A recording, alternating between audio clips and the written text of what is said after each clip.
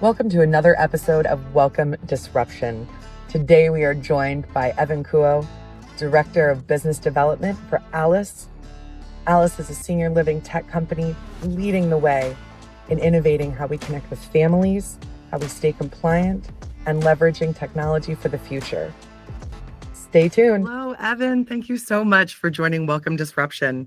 ALIS has made a huge impact in the senior living sector, so I was really excited for the chance to get to talk to you outside of running into you at conferences. So can you share with our audience a little bit about the journey for ALIS and what sparks growth and your mission? Yeah, Adrienne, first off, thanks for having us or having me and ALIS. We appreciate it immensely and obviously love the work you're doing in the industry. And I think it kind of goes side by side with what we're doing from a disruption standpoint from the quote unquote status quo. But as far as ALIS, can I just give a detailed quick synopsis of who we are and kind of how we got to 2024? Absolutely. Yes, please. All right, sweet. So ALIS was born by technologists. What that means is we had 5 founders originally, 3 are still with us today.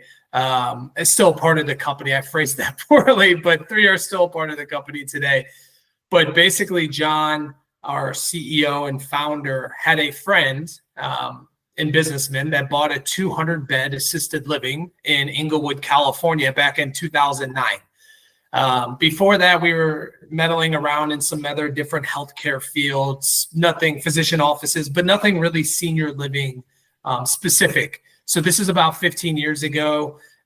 He purchases a 200-bed AL and he asked John and the other founders, hey, come live in our building, help us build a software that's going to support clinicians. Because at the time, think of like the late, getting close to the teens, but 2008, 2007, 2009, electronic health records aren't popular at this point. No, they were new.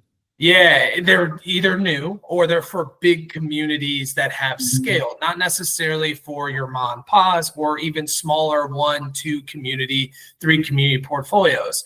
So what's interesting about our story is the ALIS founders actually lived in the community for weeks and they watched the interactions and studied the difficulties faced by caregivers. And so the exact situation is honestly the owner was getting cited by the state of California because English was a second language for many of the caregivers, and it made it extremely difficult for them to document in English for the care delivered. And think of our caregivers today. A lot of them are either first generation, second generation, direct immigrants on green cards, have immigrated to the country to give themselves a better life, like many of our grandparents, great-grandparents came to this country as well.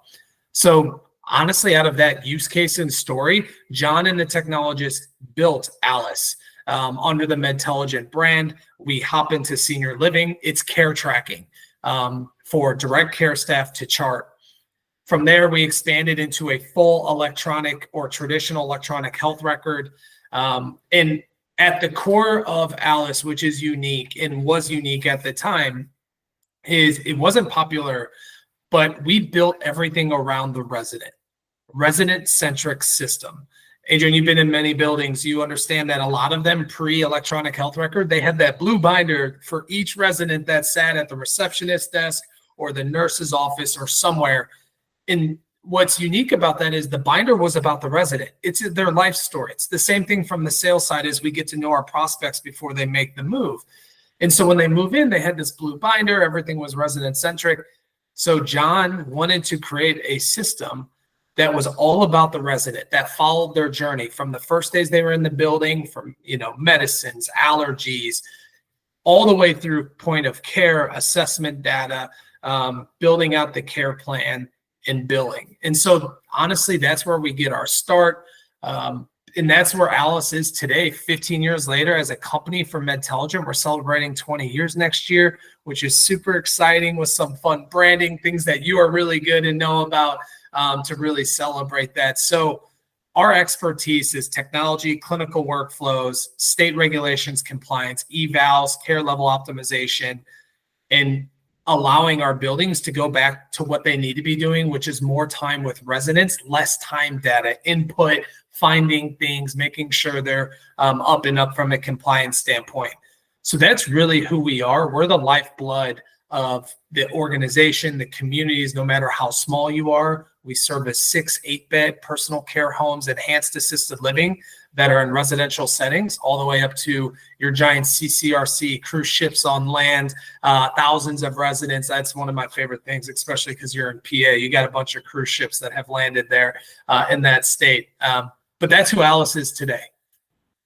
I think that it is absolutely incredible. And I love the way that you tell the story of the single source of truth for a resident. I was at ICAA 2 years ago, yep, and there was a wonderful presentation talking about this onboarding for residents and how they capture the story and really personalize the onboarding experience. And I raised my hand and I was like, well, we capture or should capture a lot of that in discovery and be tracking that in the CRM. Yeah.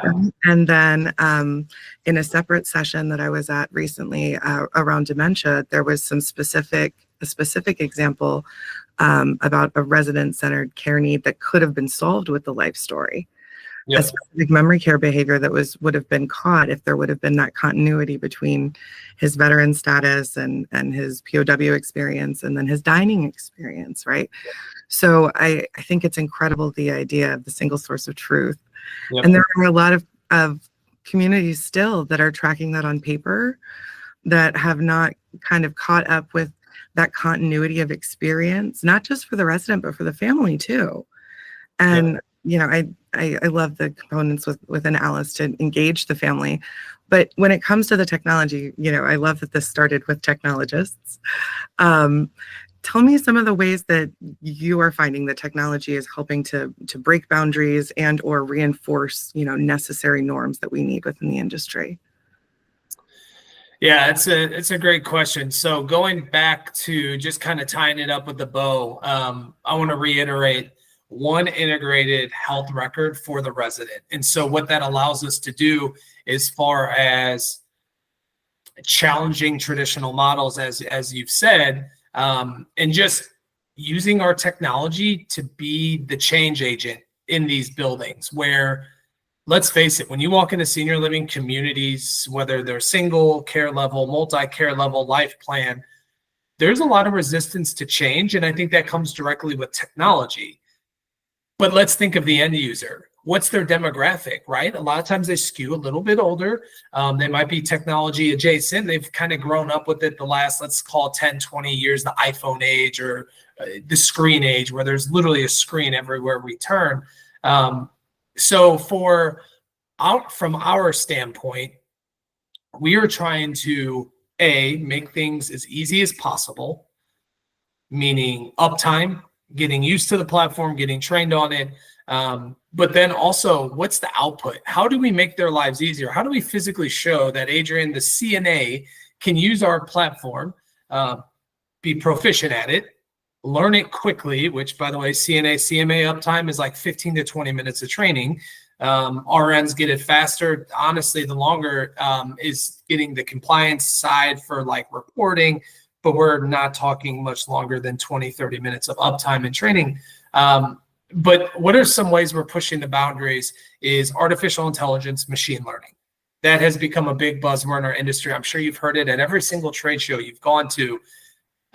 We are not building ALIS for today. Obviously, we have it today, but we're building it for tomorrow. What does the future look like? That's AI machine learning. How do we take efficiencies gained and learn from our system built on algorithms can help put time back in your pocket?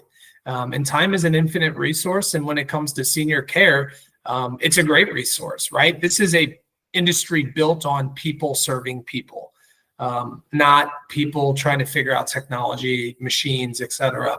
And so with our standpoint and what we're thinking moving to the future is we've already built AI and machine learning, 3 different areas in our core ALIS product today. We have many more planned, and this isn't rule-based AI. This is actually the system learning, breathing, very chat GPT-esque to where it can output we have a move out predictor, and I'm kind of spilling some beans here, but it's gotten so good, the algorithm, that it's 60 to 80% sure based on previous residents, all of our data in our platform serving thousands of buildings, that within the next 90 days, they're 60 to 80% sure they're going to move out based on observation, nurses' notes, medication, vital sign reading. So it's like having another clinician in the platform that's helping you monitor residents based on their daily flow, what they're doing, what they're eating, their med management, what they're refusing. So there's some really cool things what we're doing. And then from a compliance side, we still don't know. There's a lot of ifs, ands, and buts on the AL side because there is not as much regulation as there is in maybe the skilled nursing world.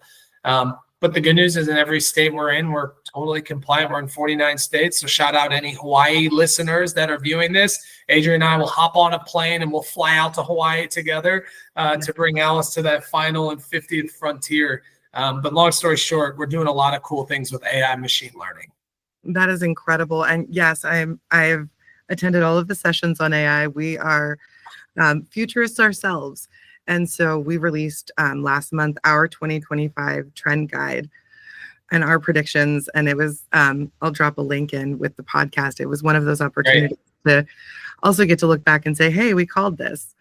So I think that the idea of the resident-centric approach, tying that into technology, is the next wave. I mean, there's absolutely no doubt about it. But what I see is, if you look at, from my perspective, how ALIS could inform so effectively our sales goals real time. If we know that we've got a move out coming, we can adjust, and attrition analysis is one of the things that I've worked with a lot of our clients on, so that we can start to get those predictors around and start to be aware of how, learning from what we have. There's a lot of data lakes I've found in senior living, and there's data here for this and data here for that. Pulling it together and getting synthesized insights is a challenge without a partner. So I love that ALIS is forward thinking and future focused on building that out. And I think that the resident experience, for not having to repeat themselves, for not having to, have multiple head meetings with dining because, we've got a celiac issue or something like that, that information sharing is a game changer in my perspective for designing effective relationships and designing experiences in senior living. Yeah, what you said, I just want to finish off that point. You talked earlier about helping understand what sales needs to backfill as far as move outs, for lack of better terms. We just had a conversation with a leader in this space as far as CRM about understanding move outs and getting the funnel ready to be able to address, hey, we're expecting 14 move outs next month. That is a detrimental number to a 100-unit community. If ALIS is telling us 60 to 90 days before, we can A, correct these things, but B, we can get the funnel ready for leads coming into the building. So that way it might only be a 2-unit loss for a month, or a 1 unit, or 3 units, rather than it's December 1st. We have 14 move outs this month to higher levels of care. Unfortunate, maybe someone passes away or they go on hospice, right? So we can prepare for those negative months and try to minimize those, as well as turn them into positive. So absolutely, we need data to feed back into the sales and marketing world for current residents, so we can have a better idea of funnel and predicting our plus minuses for each month as we move forward. Yes, if I could just tail into that, one of the things that we develop especially when we're engaging with a larger portfolio, is looking at seasonal trend analyses, especially by region, because it's going to vary state to state, market to market. And we also look at life cycle analysis. So in the past, we've seen what we refer to as flu and fall season. And if you look at how that lines up with that seasonal trend analysis, you see always that uptick right after the new year. Everybody sees that uptick right after the new year, and you see it again in the late spring. We, I think, as an industry, attributed that to New Year, seeing the parents over the holidays, and then that interest waning, or just making a plan to get through, and then picking back up around early summer. I personally If you look at the relationship, there is an increased demand during flu and fall season, which is what we refer to it as. Yep. So doing that kind of data analysis at a community level is one of the things that we do to help inform our marketing efforts for our Adage clients. But I love that your team is already looking ahead at how can we pull this really 360 into an informed, unsiloed experience. Yep, that's the goal, to be unsiloed. There's so many disparate data sources. Like you say, you can create a lake, right? And use a BI tool to gather that, display it based on tables, whatever you need to see. But more importantly is how well are your partners working together? At ALIS, we're the hub. We intake information and we send it out. So we have a bunch of spokes, whether it's your CRM, whether it's remote patient monitoring, or if you have one of the various brands that are taking vitals that can flow back into ALIS instead of doing it manually. So it's electronic. And, APGL, finance companies, your business intelligence tools, your referral agents, your CRMs. We want to be the one that kind of puts the ALIS stamp on things and creates intelligent reports to where business leaders can go back to making sound decisions instead of being Excel wizards. Your frontline care staff can take care of residents instead of having to be the best at putting in data in 16 different places so it all flows to one area. Yeah, I love the approach that you've taken to the data intelligence. One of the things that we do when we develop custom dashboards is take away all of the fluff. We did some social media recently around what KPIs to ignore. I think there's a lot of data-driven decisions that get made based on essentially vanity metrics. Yeah. And let's look at what actually moves the needle. Let's look at the trends that actually impact occupancy. Yep. And I think that when we look at data entry as part of the process, and I love that you've folded that into how do we make this easier for the direct care staff. I think that ALIS was very futurist in being aware that English as a second language is an intentional cohort that we need to be serving in the senior living industry, not just for our staff, but also for residents. That's part of being person-centered. Yeah. And, technology can certainly help with that. I don't know if you've seen the new earbuds that are out that can real-time translate. That's cool. Very, very cool. But one of the things that we've always suggested strongly is looking at the data for your market. And if you have that properly notated, maybe doing your collaterals in a second language, or advertising in a Portuguese newspaper, or there's lots of things that could certainly be taken into consideration with that kind of insight. And one of the things I've always struggled with when it comes to training modules or onboarding programs is when we're not testing and teaching in the person's first language. All we're testing and teaching on is their comprehension of English. Yeah. So I think ALIS was really, again, ahead of the game in taking the person first approach, not just to, from the residents' perspective, what care needs they had, but from the staff, what touch points they needed to complete. Yeah. Yeah. I mean, even just looking at workflows for like compliance on documentation, and I know we were going to head that way, but taking a look at like how far does a mouse travel on a screen? Like, are your clicks on opposite pages to move to the next step, or opposite sides of the screen? Have you measured time and distance between clicks for the user interface? You know who does do that? Amazon. They make it very seamless and easy because you follow that list when you go to check out for those holiday gifts or whatever it might be, as well as visualizations. For those that may not speak English as a first language or may not be as comfortable with it, or maybe they just don't read at a comprehension level that Evan does, right? It's not a one-size-fits-all platform because our users come from all different backgrounds, educations, and they deserve a system that flows them through with regularity that makes it easy, but also it checks the box of, is it compliant?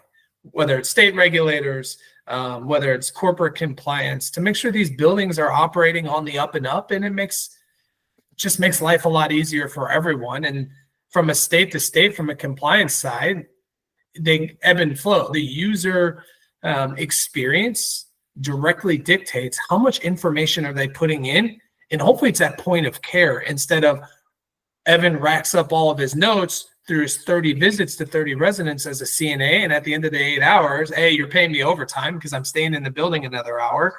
But my notes probably aren't as good 8 hours later as they would have been direct point of care or in the room. And I love that you've taken that mobile first approach. I think that that's by knowing your audience, you are taking the time to tailor the experience. If we don't want them walking back to the office or to the reporting station to sit in between, it's not geographically. As I love the almost fast food style approach to how do we minimize steps? How do we make this as efficient as possible? And I do believe most of our, especially our younger cohorts, we've got 4 age cohorts in the working environment now. That is a variety of ways of interacting with technology. Some absolutely need that mouse and keypad. Some would really prefer to be tablet oriented or on their phones. Yeah. And the fact that ALIS takes that into consideration is exceptional and will improve compliance ultimately, because if we can get the reporting in, we can make sure that the care is being delivered. I didn't even think about there's 4 generations. I hear it all the time, right? But you have those that are proficient. They're literally born. My daughter at 2 years old is going to be born with a screen in her hand or in front of her. She's going to be proficient by the time she's 5 or 6 on most handheld devices. But then you have those that have been existing in the workforce for a while that aren't as proficient. So you're right, giving them what they need. Voice dictation. It's as simple as clicking a box, speaking into their mobile device, tablet. iPad minis are probably a favorite in buildings. You can put them in the little chart stand outside the room. They can carry with them. There's also like, it's, for my MERS, I can just strap it on me and I can go in the rooms and then I can dictate on the way out. What better way of getting point of care documentation for tracking ADLs, getting them dressed, BIMs, mobility assistance is better than that. Right on the spot in front of them. Our platform will resize based on the device you're using. So whether it's an iPhone, an Android, a tablet, a Chromebook, a laptop, and that's where we kind of need to go from here on. And I know a lot of companies have done that. Their strategy around mobile deployment or different browser types as well as device agnostic. But there's very few that actually do it that make it easy to use and easy to understand, which is huge. Absolutely. And again, it does come back to their own familiarity level. I've told this story for a very long time now. About 10 years, I think, that we had a really powerhouse salesperson who just was not tech comfortable. It was just not, she would handwrite beautifully notes, but she just was not tech comfortable. And as a last ditch workaround, this was when carrying an iPad was a new thing. And we showed her how to use voice dictation and put it into Sherpa. And all of a sudden, not only did the incredible metrics show her results, but her process became clear.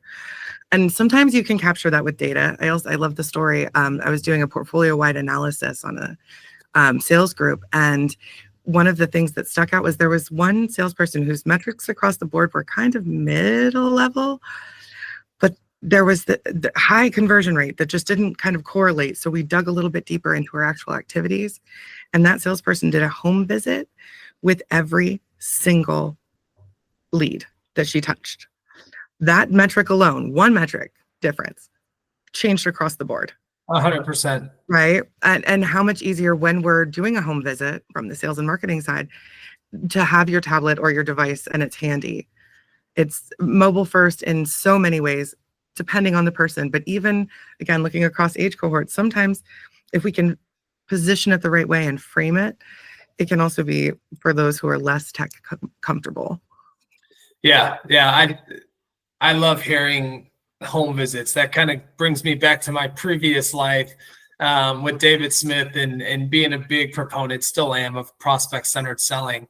But it's a great use case of you learn a lot in these face-to-face meetings, especially when you go to their home, just by looking around. Mm-hmm. What's on their walls? What's in their cupboards? What's in their fridge? What did they prepare for you? Is it clean? Is it messy? Do they, if it's a veteran, is there a veteran display of his photos, with his cohort or whatever that might be, that true life story? But then the problem we see is the documentation after it. And that's across the board in any position. From my job on the software side of the house to be compliant, to make sure I'm taking notes, to your side, about being intentional, about being prospect and family led, and remembering those small details, which can make all the world of difference. And it doesn't matter if it's an EHR or a CRM or whatever it might be. It truly is all about the little things. So how do we clear those dead ends or barricades of, oh man, now I got to enter in all this information. Maybe they're doing a lot more than they say they're doing, and they're just not getting it in. Like you said, using voice dictation, that clears that blockade that was in front of them before. They're getting great information, but how do they get it in the platform? Right.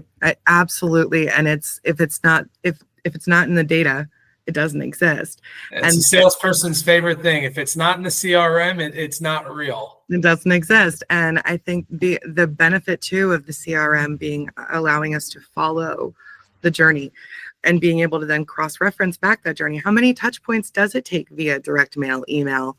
As the agency partner, we're often logging those activities to support the sales team. But again, how easy is it to look backwards and reverse engineer a successful experience when we've got all the data in place? And I think that the same would be true, again, engineering forward to my original story about the discovery process. If we capture good discovery, that informs your marketing team to be able to send out a VA invite, to be able to send out segmented mailers to just those who are into gardening, right? Interest-based marketing tactics, one-to-one, as close as you can get. And technology helps us get a lot closer to one-to-one when you've got that solid content bank and you've got a clear understanding of your audience. But I also think that it informs, we have a blog about the multi-decision maker sale, but the family engagement component is huge in ensuring success, not just for the residents' experience and getting the family's buy-in, but also for them acting as your referral source moving forward. Your last move-in should be your next referral source, and if not, their family. So how does ALIS enable that part of the journey, the post onboarding experience, if you will? So family engagement, huge, right? I think the biggest threat to move outs are within the first 60 or 90 days from the data we see. They're unhappy, they were oversold, things aren't how they looked when they came in and toured. So something that we offer as a tool to our ALIS clients today is our Family Connect, ALIS Connect portal. Let's just, for brevity's sake, I think families and operators use this in really three ways today. One, social platform. Did they go to the pumpkin patch? Take a photo of all the residents together. Or if they go out and I know a lot of people, my grandma used to get loaded up on a bus and dropped off in Little Italy and St. Louis, and they would take a little family photo at their favorite Italian spot for lunch, or grocery shopping together, or the mall when they used to walk to get them out of the building. So I think social is huge. Taking photos, putting activity calendars, newsletters, meal planning, right, for the month. The other way is health profile access. My aunt was in the health industry, and so she felt like she was acting nurse for my grandma at her retirement community, getting updates, asking about, did she get her meds for the day? Their first 3 months, I bet you my aunt was calling 2 to 3 times a day. If you're listening to this, you're an operator, you know these stories in your head because it happens, whether they're concerned family members or they just want access to understand what is happening. We have a health profile access. They can see routine and PRN med administration. They can see resident evaluations. They can see the face sheet. They get to profile very basic, but really deep in taking time off the phone. So DONs aren't on the phones, or EDs or salespeople with current family members. Yes, there's a time and a place for that, but it allows there to be some visibility. And then paying invoices, right? This is huge lift. Buildings, instead of accepting checks, they can use our ALIS Connect portal to view and pay invoices via ACH, credit card. Obviously, they can still send in checks, but the invoices are there for family members to see. You can split up those invoices. So those are kind of the main high-level things, as well as bidirectional communication between the community and residents' families. Those are just some quick thoughts. you literally just walk through what I believe our best practice is. And I say that because all of our clients, we're strongly encouraging capturing as much of that programming in photos as possible. And then let's use that for life enrichment out loud. Let's show that on social so that people who are shopping can really see what it's like to live there. The other side of that too is streamlining that family communication. Did you know one of the things that I love this little story about Uber? So all Uber did with their idea was recreate the concept of a taxi without the anxiety. So let me explain. If you call a taxi, you hope that they're coming for your 5 a.m., 6 a.m. Right? But with Uber, you can schedule it and then you can track it. And all they did, it's the same experience. They mobilized it, appized it, and which is exactly what you've done, taking into consideration then the payment, being able to pay online. These are people who are shopping online. We know that. So, I think that the ALIS offering around families does take into consideration different use cases. And I'm genuinely appreciate just the best practices that you've thrown out there. It reinforces a lot of what we encourage our clients to focus on building. Absolutely. So how do you track family engagement? Is there anything that you guys are doing that helps? Because again, you talked about the scary spot for when they're going to move a family member out, but we actually talk about the sweet spot of when you send that review request. It's usually 2 weeks in. It's after the disruption of the move is over, but before they've really started to develop complaints. Ask for that review right there. So what are you doing to track that family engagement so that we can leverage that into, is this a potential move out family? Getting understanding that survey data, when to send it out based on when they're happiest, most unhappy, when there's problems, you're working out the kinks when they first move in. Then there's that happy phase from both sides of the house, maybe 4 or 8 weeks in, like you said. We're actually working on a really great project with AccuShield. AccuShield has the love meter. I think a lot of us have seen it, have heard about it. They're not just a kiosk to sign in and out.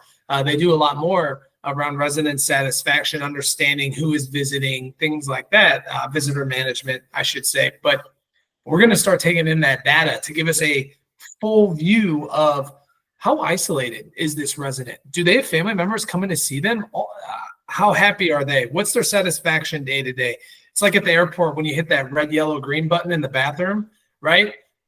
But then we get to, like I said earlier, we are the data aggregator of all these disparate systems. So us working deeper with AccuShield and kicking that off with Charles Mann and his team is all part about that resident satisfaction.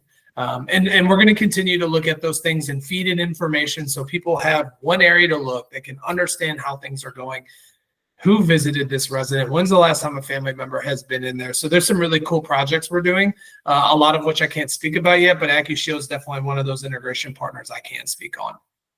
That is so exciting.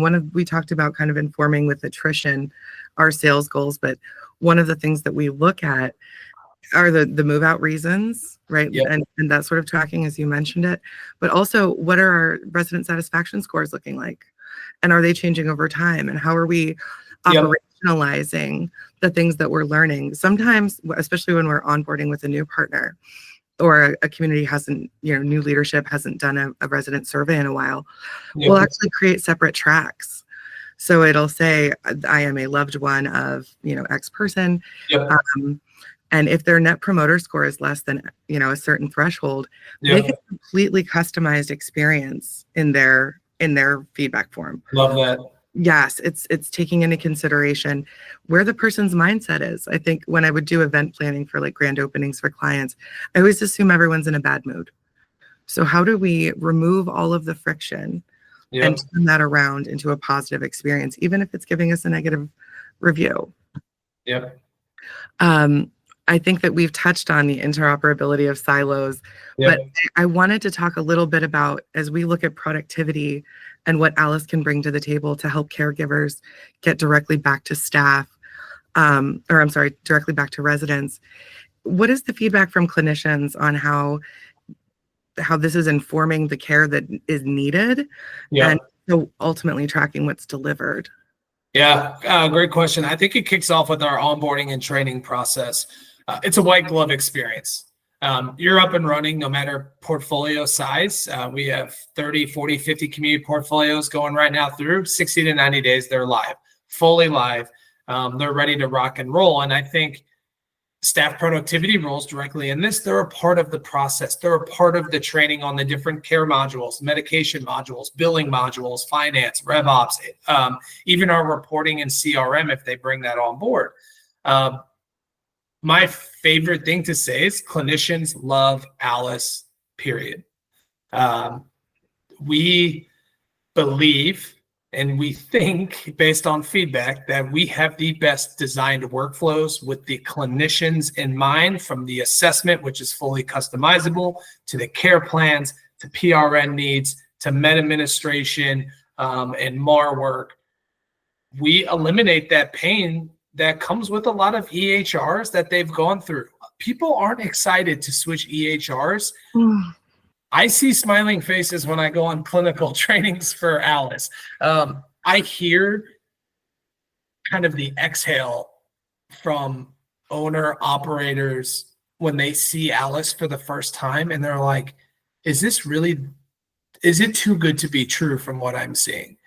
And we back it up. And I think that's kind of our growth pattern. We don't grow outside our skis. We're very intentional about who we bring onto the platform, as well as how they hear about us. Most of our growth has been through referrals, and this kind of feeds back to clinicians love us.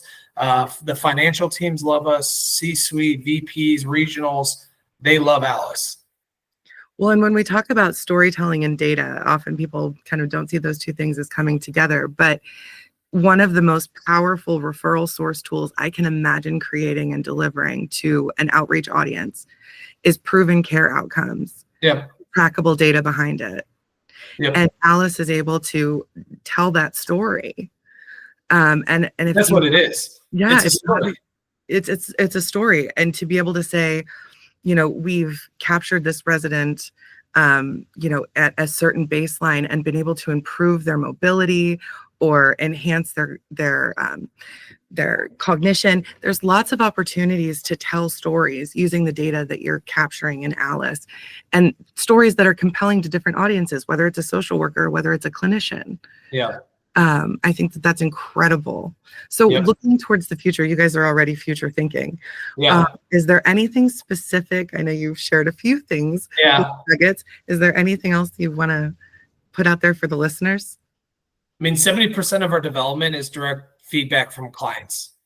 We want to make sure our clients are happy. They're getting the development they need, whether it's a quick bug fix because we're trying to deploy too fast, really cool things, or if they're giving us feedback on, it would be really cool to see this button, or maybe this should go here, or this report should go here, right? So 70% of all of our development right now comes directly from our clients. First and foremost, we listen to them, we love them. Some cool things for the future. I've teased AI machine learning. There's going to be some really cool things that get brought into the platform that have already been released that are either beta, pilots, or even generally available. But even more so, deeper integrations, partnerships. We have senior living's biggest app store, bar none. We're talking right around 100 integrated partners, from remote patient monitoring to billing, clinical, sales, marketing, frontline, finance. And that's important because go to a trade show, go to a conference, 80% of that room now is a SaaS product, whether it's a device, a software, some sort of portal. I would say an overwhelming majority, which has definitely changed in the last 10 years. It used to be insurance companies and consultants. But we're thinking with those partners, what do they want to see? What do our customers need from our partners as far as integration and data flow? And that also comes with, I just want to parlay this into data security and privacy. That's a big topic these days. We're obviously HIPAA compliant, SOC compliant. So there's some cool things we're doing around those certifications. And we're hosted with Microsoft Azure. So we're safe and secure cloud. And that the development of our product goes exactly hand in hand with security and privacy because we take things very seriously. And something I didn't mention earlier that a lot of people ask me in the sales process or just out there in the senior living world is, who owns the data? The client owns the data.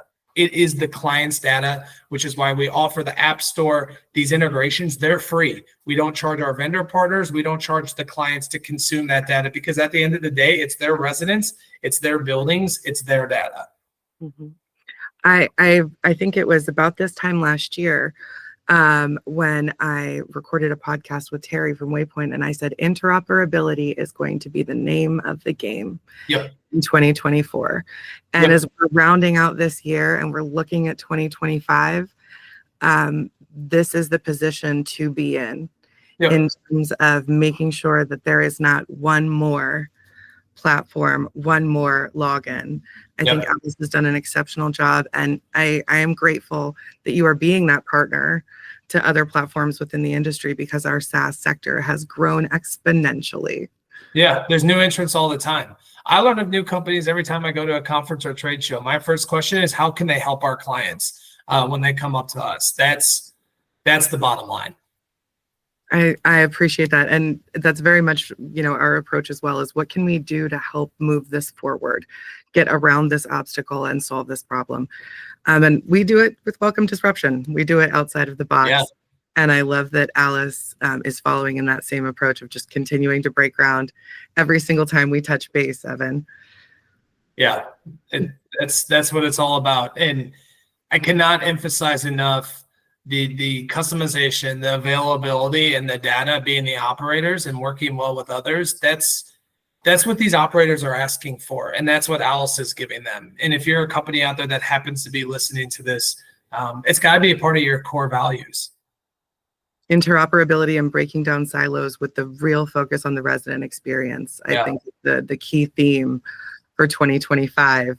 And we'll continue to do that work together. Evan, it's been an absolute pleasure to have you today. Yeah. If our listeners want to follow up, where can they find you? Yeah, LinkedIn, Evan Kuo, EVAN, last name's Kuo, Kuo. I'm out at a lot of shows like Adrienne is, so you can catch me at the Knicks, the Ashas, Argentum, Leading Age, Sliff, Cedar.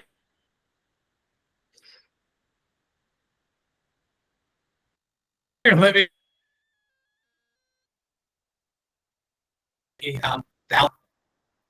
Well, thank you again, Evan, and we'll look forward to having you back again really soon. Thanks, Adrienne. Really appreciate the opportunity.